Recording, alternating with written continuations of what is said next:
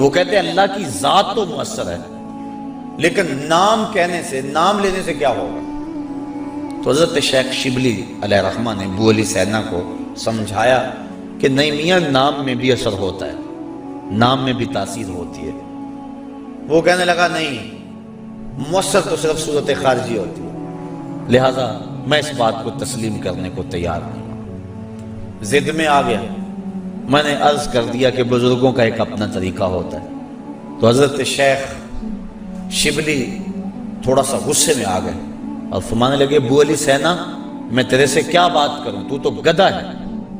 اس کے سرخیاں آ گئی چہرے پہ، غصے سے لال پیلا ہو گیا۔ مجھے گدھا کہا؟ بڑی مجلس میں اتنا بڑا فلسفے کا امام، زمانہ میرے نام کا معترف، اتنی کتابیں میں نے لکھی۔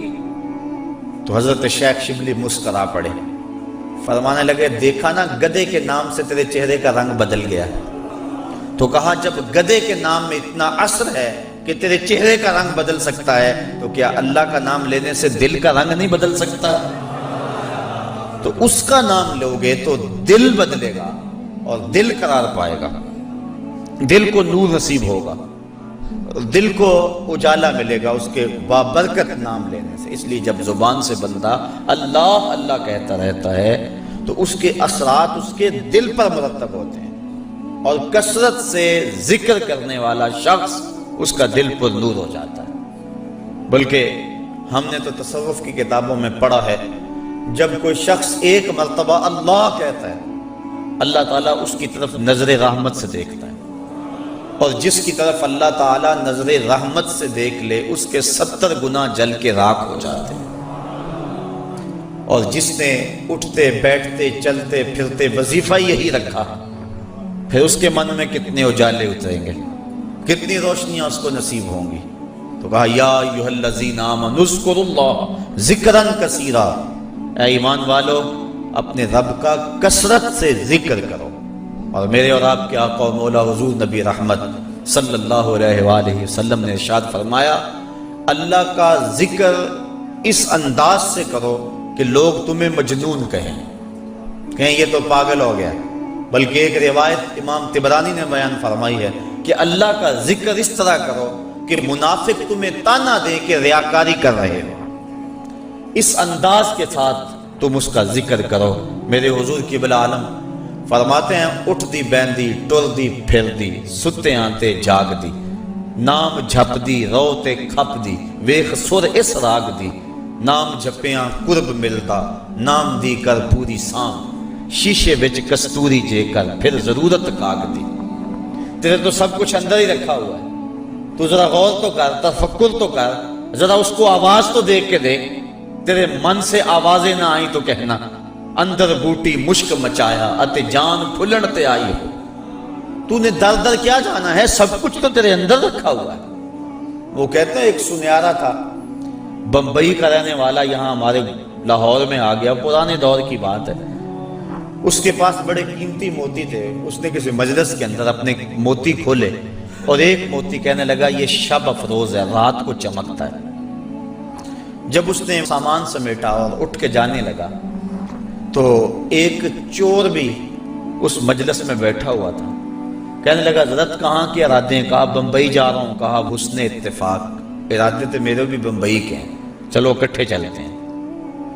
وہ جوہری سمجھ گیا کہ یہ اصل میرا ہم سفر نہیں ہے، اس کا دل اس موتی پہ آ گیا، لیکن وہ تھا بڑا سمجھدار، تو اس نے کہا آ جاؤ۔ سارا دن سفر میں رہے، جب رات کو سونے لگے تو اس نے اپنی قمیض یا واسکٹ وغیرہ اتار کے جو ہے وہ لٹکا دی کسی چیز کے ساتھ۔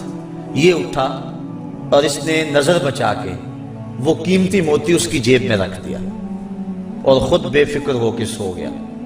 یہ چور اٹھا، اس کا سامان ٹولتا رہا، لیکن موتی نہیں ملنا تھا، نہ ملا۔ صبح یہ اٹھا اور نظر بچا کے اس کی جیب سے موتی نکال کے اپنی جیب میں رکھ لیا۔ ناشتے پہ بیٹھے کہنے لگا یار وہ تمہارے موتی کی رات کہیں چمک شمک نظر نہیں آئی؟ جیب میں ہاتھ ڈالا، کہا نہیں یار میرے پاس ہی تھا۔ بڑا حیران ہوا، میں نے تو جیب ٹٹولی ہے ساری رات۔ اگلے دن اس نے سوچا چلو آج میں مزید کوشش کروں گا۔ اس نے پھر وہی کام کیا، نظر بچا کے اسی کی جیب میں رکھ دیا۔ وہ ساری رات ڈھونڈتا رہا, موتی نہیں ملنا تھا, نہ ملا. صبح نظر بچا کے اس نے اپنی جیب پہ رکھ لیا. صبح ناشتے پہ پھر بات چلی, یار وہ آپ کہتے تھے رات کو چمکتا, اس کی کچھ چمک شمک نظر نہیں آئی. کہا یار میری جیب میں ہی تھا. 2-4 دن ایسے گزرے. ایک دن اس نے عزم کر لیا کہ شاید وہ بغل میں رکھ لیتا ہے, منہ میں رکھ لیتا, کہاں رکھتا, آج تو اس کو میں بیدار بھی یہ ہو جائے تو میں پھر بھی یہ وہ موتی اس سے لے لینا.